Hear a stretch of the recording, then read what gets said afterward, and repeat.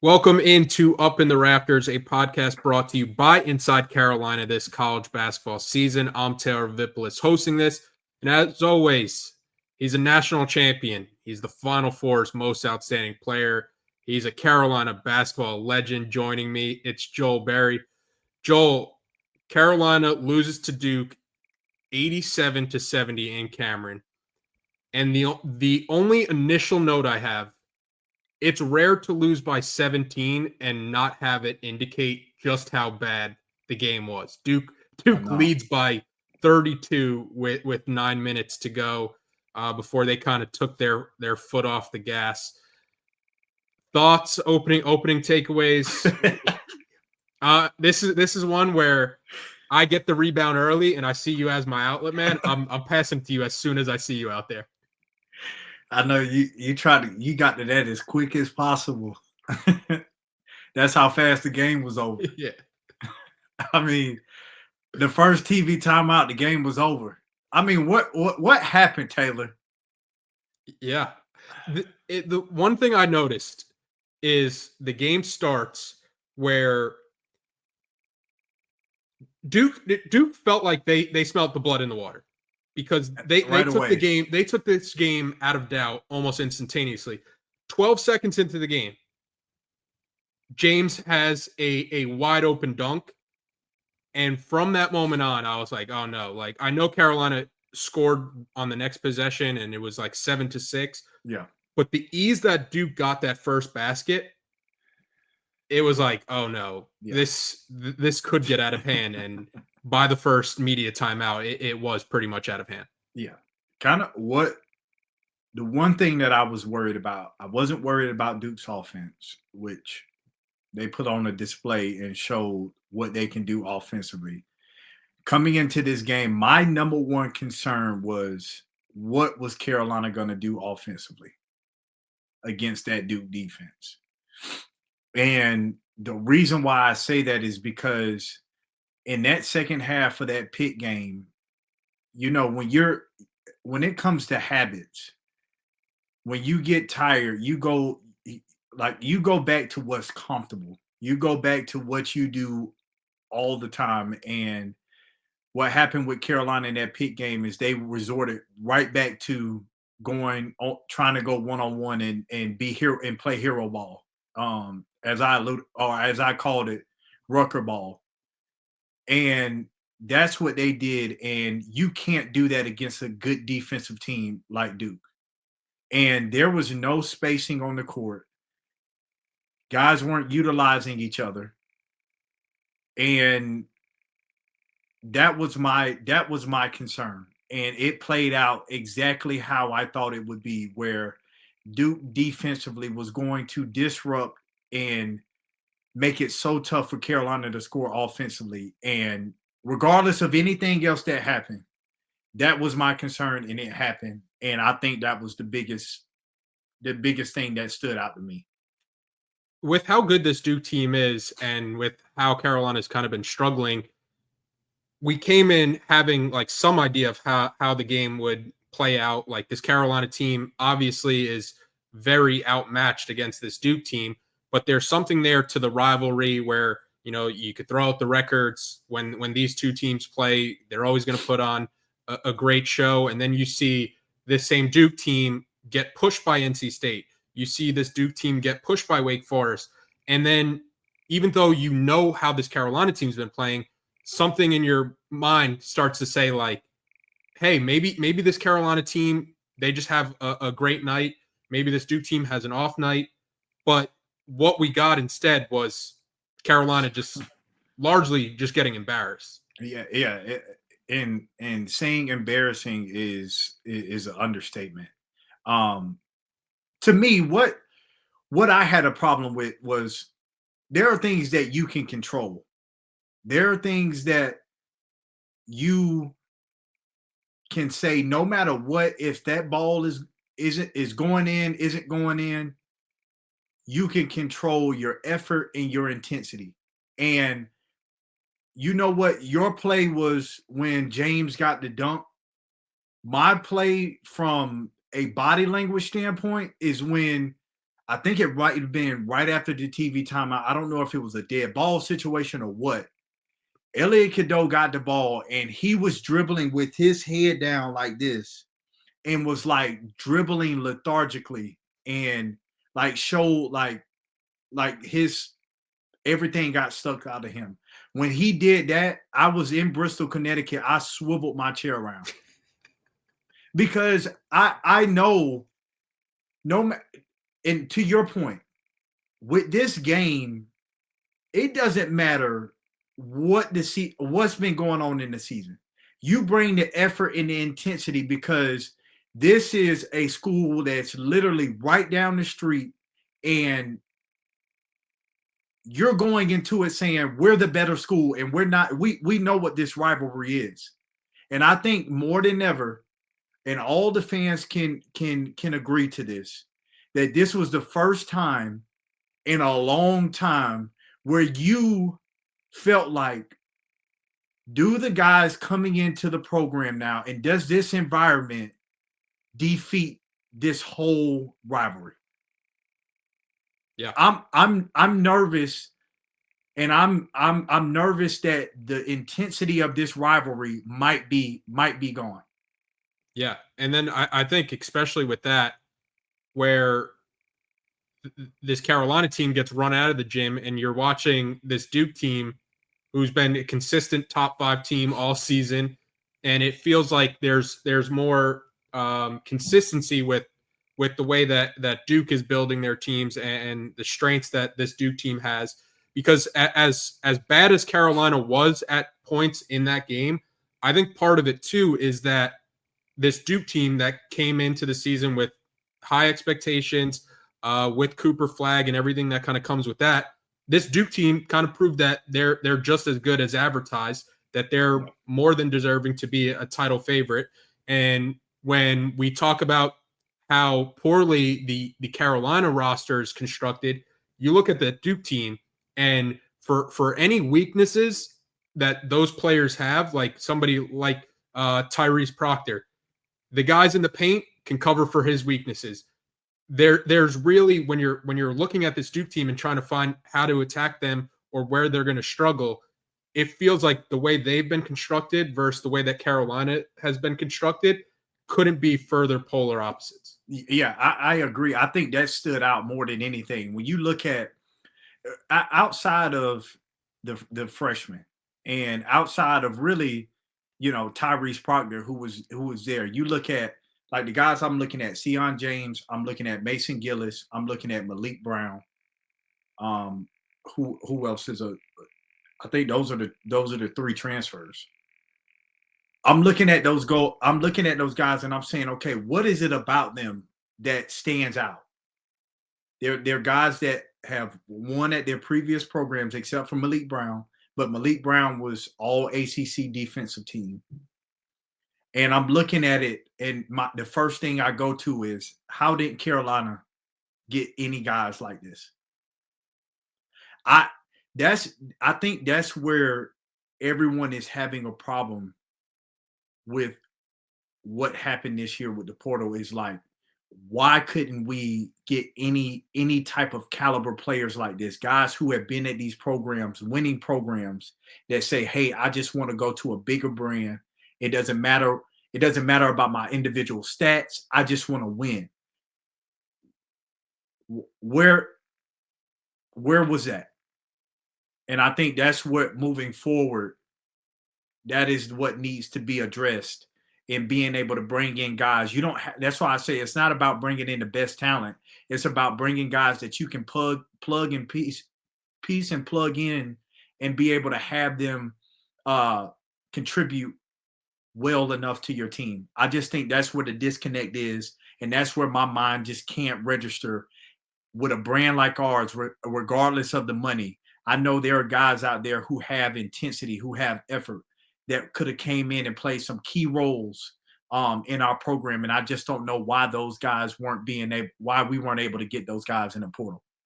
Yeah, you talk about brand name, and one of the things we've kind of talked about on this podcast before is, if the Carolina jerseys didn't say Carolina on them, you really wouldn't have any idea that this was North Carolina basketball. This was one of the top 5 programs in college basketball history. Like if that Duke team took off their jerseys and you're watching them play, you're like, oh, okay, I don't know which of the 4 power schools that's going to be, but I know that's a Duke, a Kansas, a North Carolina, one of those type of programs.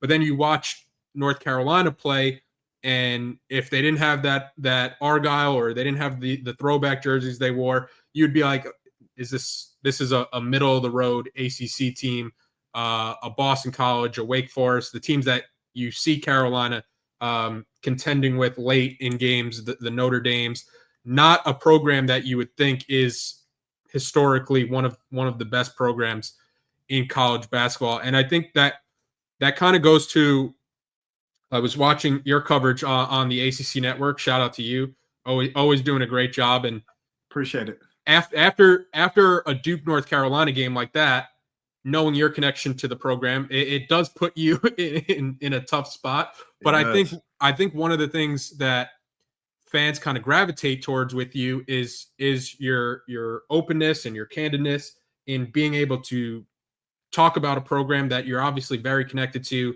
from an emotional standpoint, from a relationship standpoint. But you kind of compared this Carolina program right now to a roller coaster. Can you expand on that point here? Yeah, when you come to Carolina, there's a certain standard that you have to live up to, and the standard for us each and every day at Carolina. And when even from the first day, coaches stand in the huddle and they say that this team has what it takes to win a national championship. So national championship means you put yourself in a position to get to that point. Is it easy? No. Success demands a lot. And what is going on right now is you have Coach Davis, who gets his team to the national championship. And you got to remember, they weren't having a really good season. It's just all of a sudden they won that Duke game and it turned everything around. But then you come back the next year, you're number 1 preseason, and you missed the tournament. And then you come back the next year and you do a really good job getting 2 pieces in the portal that played a huge part. You have regular season champs. You have Coach Davis, coach of the year. Going into the Duke game around this time last year, I want to say you got 1 or 2 losses on the slate. And you got the ACC player of the year. And then now it's like it has transitioned back to what it was, the first and second year throughout the season. So the fans right now are going into each and every season like, okay, I don't know what to expect. And that's not how you want to go into each and every year. And I'm sure the coaches feel the same way. You don't want to go in guessing and not knowing that, okay, we might not make the tournament this year. Which, when have we ever had that feeling of Carolina's not making the tournament this year? I mean, come on. Because of the fan base, the NCAA will slide some money under the table to get Carolina in. Because of the money they make from getting a prestigious program like that in. So you already got some help. You don't need to do much. just be decent. Yeah. And I just think that's where the fans are right now, and just really they don't feel connected. But I will say, Taylor, I thought about this the other day. This is also something that the Carolina fan base have never had to deal with. I think I can still count before pre-portal. I think I can count on my hands the number of transfers there were up under Coach Williams. Yeah, it's never really been something that Carolina's had to rely on, and it's yeah, new. Yeah, and the year-to-year turnover that Carolina experiences from a roster perspective, you're looking at next year and trying to project where Carolina's roster is going to be at. Good luck, because I'm nervous. Yeah, with the transfer portal, with NBA decisions, with players just leaving, players like RJ Davis exhausting his eligibility, you could be looking at anywhere upwards to 8-10 spots for players new next year, Yep. which is a lot to handle, and gonna play a huge part in how this Carolina team bounces back next year, and that unknown that comes with that, where you're like, I don't know if Carolina is going to be a tournament team. The one consistent feels like Carolina is going to be a bubble team at least going into February, because for 3 of the 4 years under Hubert Davis, Carolina has been that bubble team going into February. Brady Manick pretty much saved the season when Dawson Garcia quits and Brady Manick has to get inserted into the starting lineup. And I think one thing that fans are also upset about is, Hubert Davis. Hubert Davis is an overly positive guy, but fans can kind of see that at times, and it feels like your coach doesn't really have that sense of reality when he's just a positive guy. Like, all he knows is positivity. So when after the Duke game, and Carolina fans had spent the majority of that game watching their team get run out of the building, watching that team trail by 20 plus points for, 80-90% of that game, Hubert Davis in the post game says, the one encouraging thing for me is that I don't think we've reached our full potential.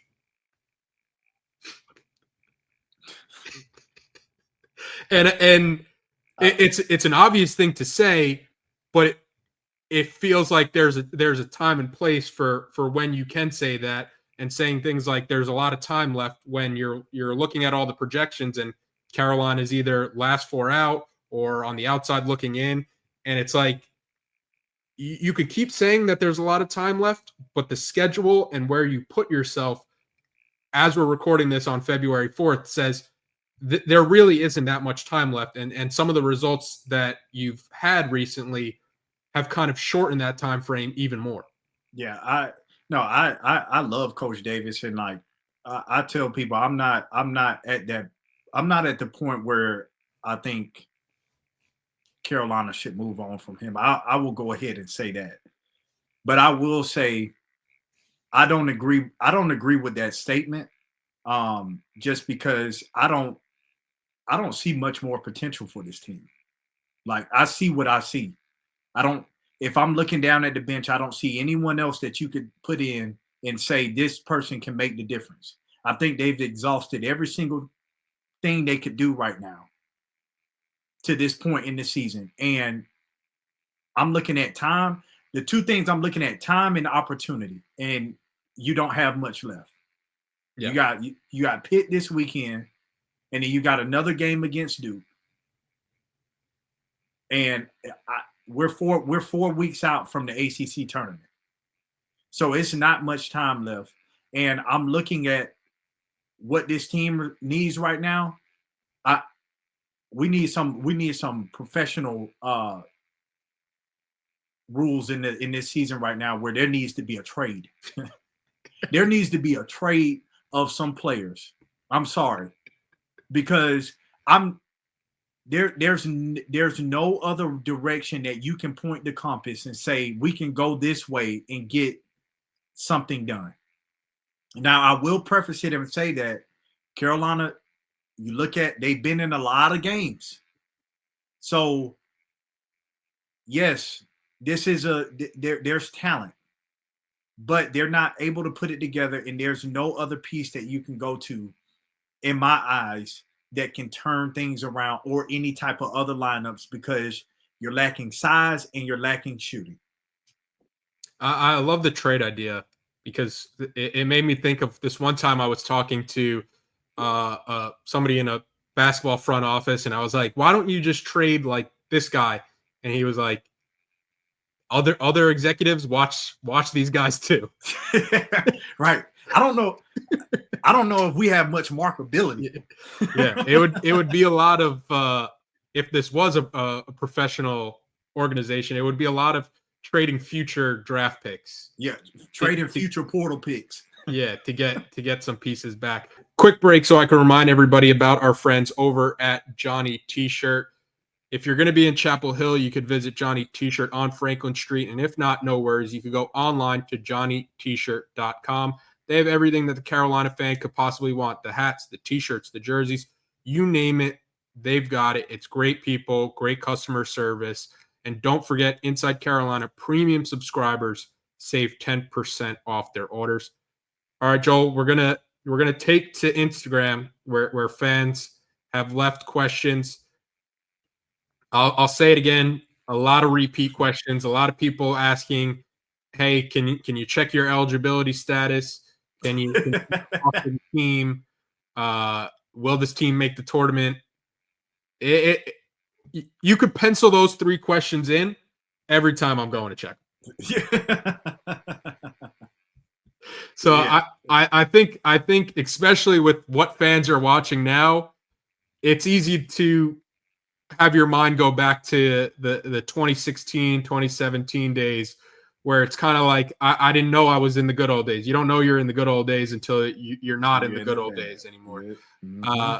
But the first question comes from Jason Silverstein. Thoughts on the announcement from Hubert Davis that Carolina will look for the general manager role and what is going to be needed at that position? Yeah, I think that's a great role for all teams, really. I mean, it moves the responsibility from the coach, where the coach can be the coach and not have to navigate trying to put a team together and also going out, trying to do whatever he can to present a deal to a player. There's just so many moving pieces. So I think, should this have been done for a program like Carolina this year? It should have been done before. We should have took the route of what Duke took and got a GM early as possible, being the program that Carolina is. So I think this just points to straight positivity. I think it's a win-win. In that position, you want to have someone that has good relationships, that can establish whatever they need to establish to be able to present something to a player, a high caliber player that will want to get them to come to Carolina. So I think it's a position that they will have to thoroughly look into. And it'll be interesting to see what direction do they go. Do they get someone who poached someone from the NBA ranks, or it'll be interesting to see what direction they go to be able to get someone in that position. Yeah, the quote from Hubert Davis about the GM was, "The old model for Carolina basketball just doesn't work. It's not sustainable. It has to be built out because there's so many things in play with NIL, the transfer portal, agents, international players."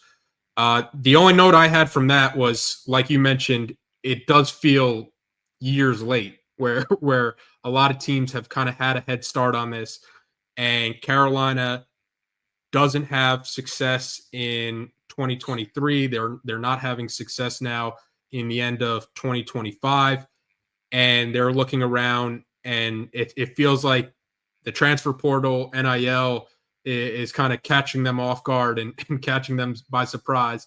When you look at teams like Duke, like teams in the SEC that kind of have everything in order, to where Carolina now isn't playing catch up, essentially, which is what it feels like Carolina is doing because of failures that have led Carolina to this point, and to look at their roster construction and be like, yeah, we definitely need something, because whatever we did this year very clearly didn't work. Yeah, and I would beg the question, what's going on at the higher level, for all of NIL, in the sports administration? Are they behind the 8 ball? Does it now that Bill Belichick is in the door, it's like, now we need to find a new way? Like, what about the Carolina way? I get Bill Belichick being who he is, but Carolina, the success was already there. Everyone knew the brand. Like, just because you bring in Bill Belichick, that doesn't just, yes, it up the brand now, because we're behind.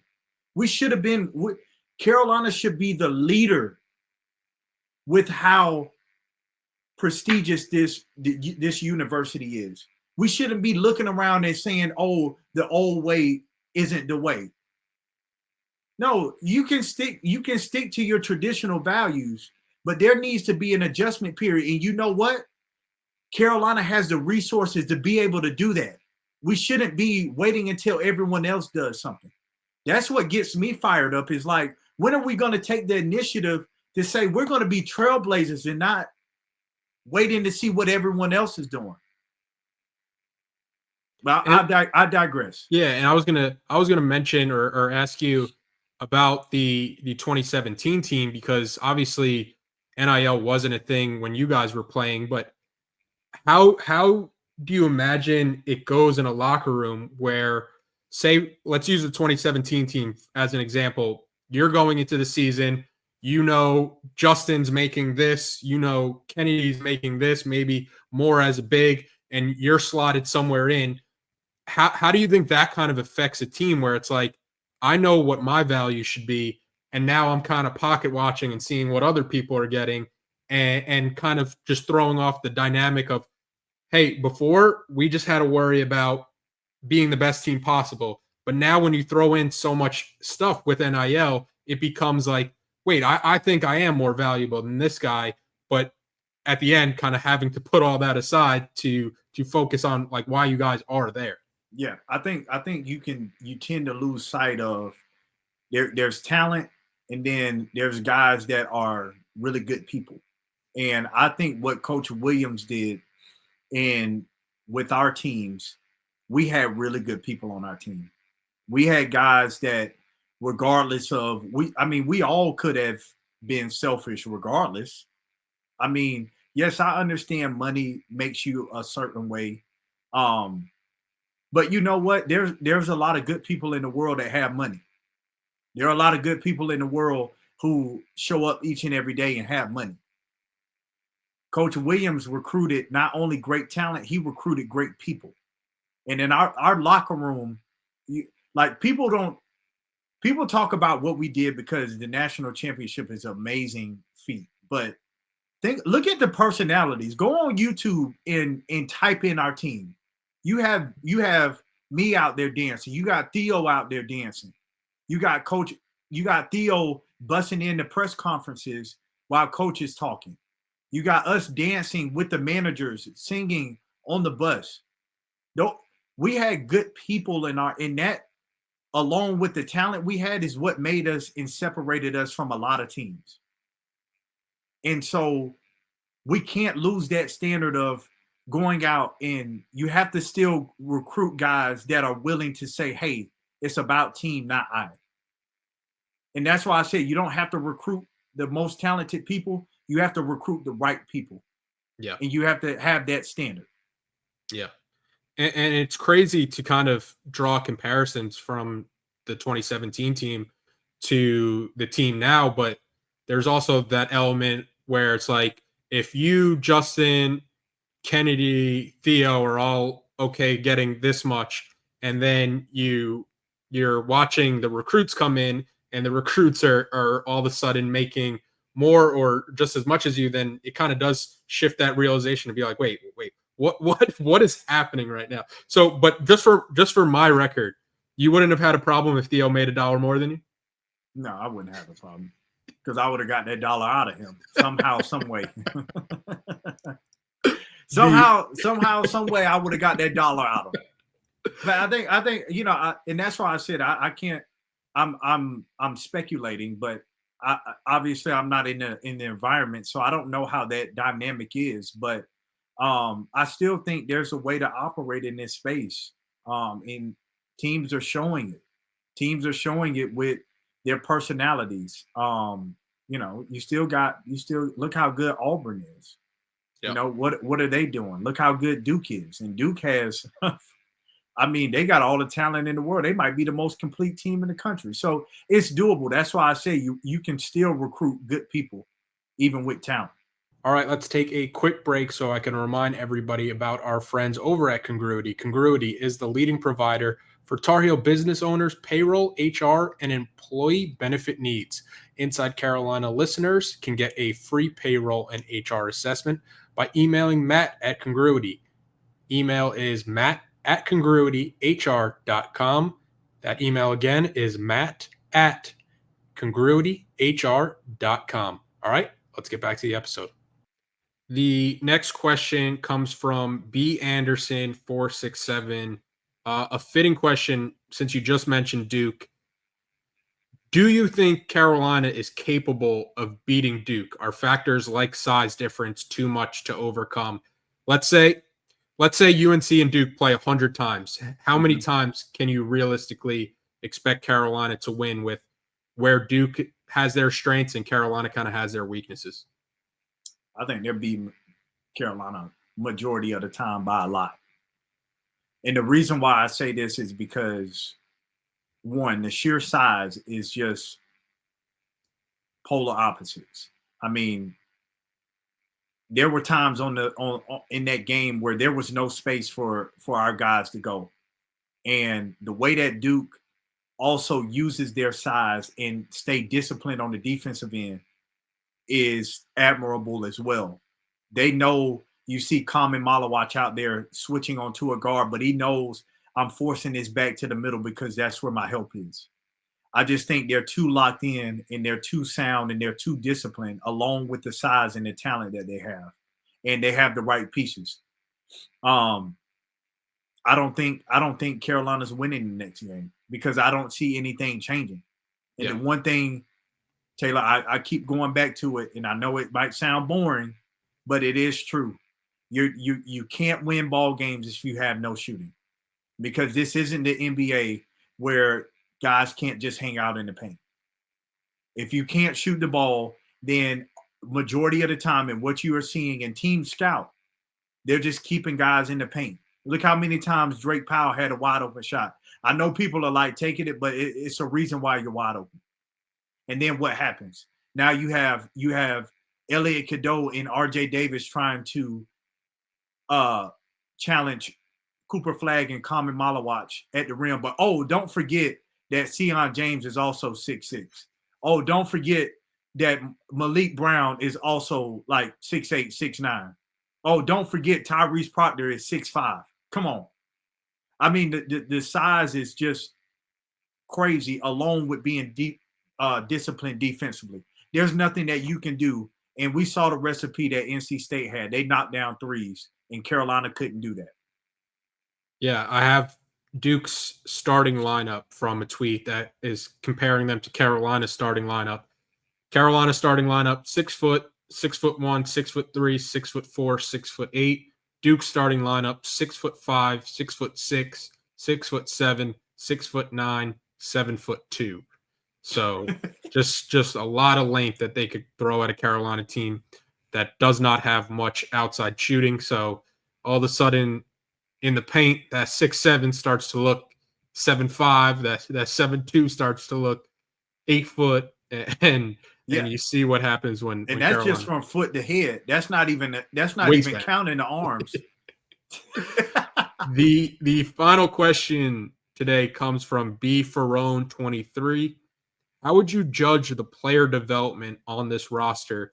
Because if you look at it year to year, it doesn't really feel like anybody has really taken a leap from last year to this year. Yeah, player development is weird because you can increase or improve, rather, your individual skill.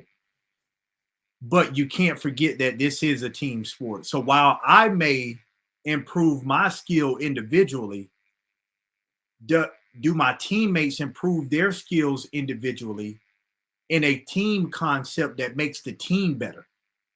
Like, I can get better with my handles. I can, shoot better. But if I don't have anyone to deliver the ball to me, or if I can play make and I don't have anyone to shoot the ball, then there's my individual skill development doesn't mean anything because I'm not playing one-on-one. And so, like, for example, for Elliot, we all were very excited. We saw all the videos, him going overseas, the knocking down threes. You like, oh, it's about to be on and popping with him and RJ. And then what happens? The improvement wasn't there. And so now maybe RJ Davis tried to work on something else, but he can't utilize what's lacking with Ellie. And so it's hard to say because you got to have pieces around that are compatible. You got to have guys working together because it is a team sport. And if the pieces don't match, then we've all done puzzles. It's hard to complete a puzzle when the pieces just don't match up. And I think that's what we're seeing right now is a carbon copy of players with different athleticism, but a lot of just lack of shooting, dominating the ball, and it's just not a winning recipe. Yeah, Carolina's trying to finish their puzzle right now, and they're looking at it. There's about 5-6 pieces missing. They're shaking the box. They're looking for the piece. Yeah, you got one up under the couch. you got one that got thrown in the trash, but you forgot you threw it in the trash about 3 weeks ago. One that probably went down. The one somewhere in the couch. The one you do find, it's like bent, so like you can't even actually put it back in the puzzle without it looking messed up. Yeah, it's like it's there, but it's not attached, and it just doesn't look good. You can see what you were going for, but it's still. Yeah, that in a nutshell, that's what's going on. Carolina back in action this Saturday, a 4 p.m. tip from the Smith Center in Chapel Hill against Pitt. Tip off 4 p.m. ESPN2, and then Carolina. Very big stretch coming up. Quick turnaround. Carolina has the Saturday game against Pitt, and then makes the road trip to Little John Coliseum in Clemson, South Carolina, to play Clemson on Monday, 7 p.m. tip. We will be back next week to break those two games down. Appreciate everybody watching and listening, and appreciate Joel, man, as always, for the time. Yes, sir. Go Hills.